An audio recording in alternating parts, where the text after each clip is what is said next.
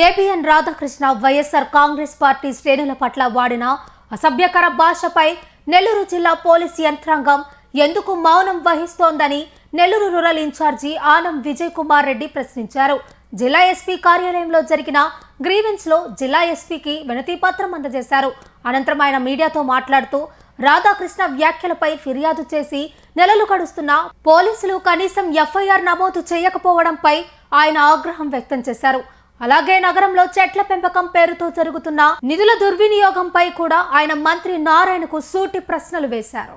ఆంధ్రజ్యోతి రాధాకృష్ణకు సంబంధించినటువంటి ఇష్యూలో ఆ రోజు ఆయన వైఎస్ఆర్ కాంగ్రెస్ పార్టీ నాయకుల మీద వారి కుటుంబాల మీద చేసినటువంటి దారుణమైనటువంటి వ్యాఖ్యలు ఏవైతే ఉన్నాయో వాటికి నిరసనగా ఆ రోజు YSR Congress party ABN office దగ్గర నిరసన కార్యక్రమం చేపడుతున్నప్పుడు పోలీసులందరూ కూడా దాని దరిదాపులకు కూడా పోనివ్వకుండా నిలిపివేసిన సంగతి ఆ రోజు పత్రికల వారు అందరూ కూడా చూశారు. అక్కడ ఏ సిబ్బందిని ఆపింది లేదు, పెట్టింది లేదు.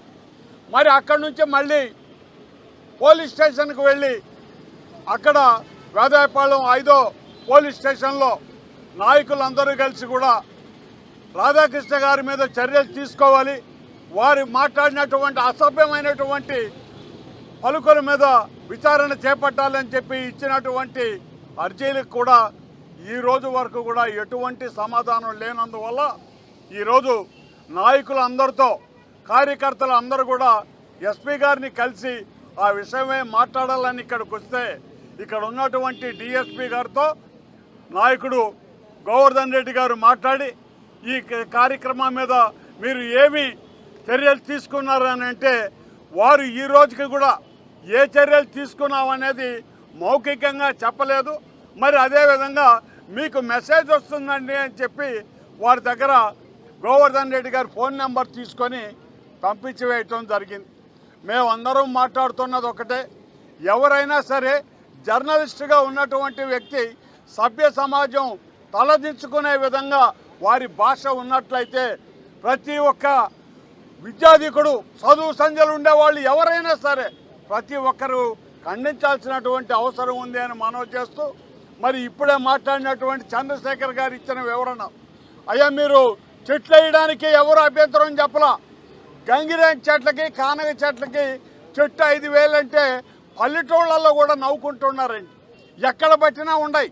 గంగిరేం చెట్టు లేదంటే కానగ చెట్టు 5,000 రూపాయలు ఏందా నాటేదానికి కూడా ఉన్నాయి.